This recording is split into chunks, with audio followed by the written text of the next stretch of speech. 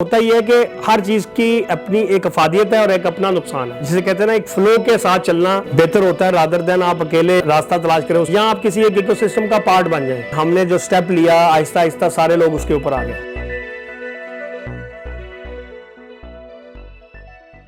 जिसे कहते हैं ना, एक फ्लो के साथ चलना बेहतर होता है रादर देन आप अकेले एक रास्ता तलाश करें। उसके लिए फिर आपको यहाँ तो बहुत ह्यूज फंडिंग चाहिए, ग्रांट्स चाहिए, एक इकोसिस्टम चाहिए या आप किसी एक इकोसिस्टम का पार्ट बन जाएं। हमने आईटी के टाइम पे किया कि एंड्रॉयड और आईफोन का एक फ्लो है, इसके अंदर घुस जाओ।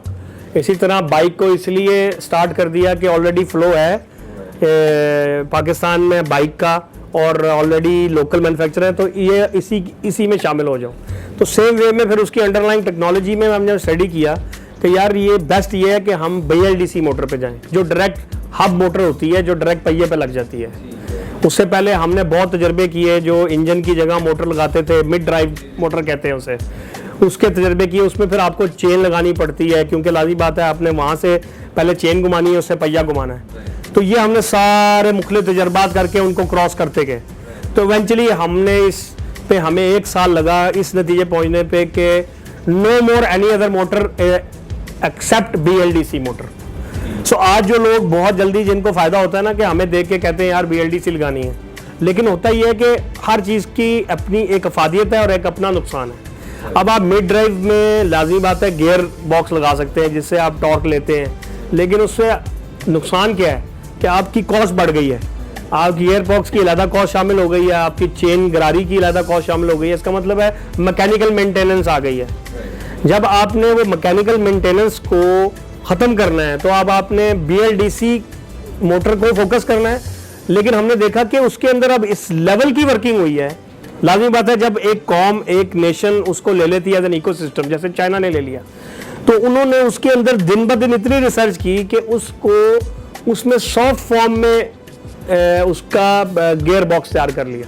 लेकिन फिर टेक्नोलॉजी जब बढ़ जाती है तो फिर सॉफ्ट फॉर्म में होते हैं कि यार इनिशियली टॉर्क के लिए करंट बढ़ा दो। जब इनिशियली इतनी शुरू की ड्राइव है, अभी स्पीड इतनी है, तो उसमें आप ज़्यादा करंट दे के टॉर्क दे दो, तो वो सारी वर्किंग शुरू हो गई। तो हमने फिर ये कहा कि we have taken the right decision.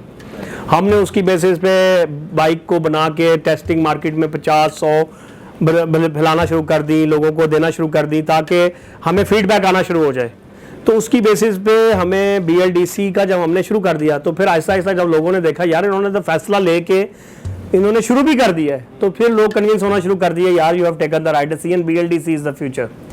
तो अल्हम्दुलिल्लाह बाइक के अंदर BLDC में हमने जो स्टेप लिया आहिस्ता आहिस्ता सारे लोग उसके ऊपर आ गए कि अब वो भी BLDC अब मोड, क्योंकि शुरू में लोग कंफ्यूज होते हैं। अभी जितने लोग स्टेप नहीं ना ले सके उसकी वजह यह थी कि कौन सी टेक्नोलॉजी यूज़ करें।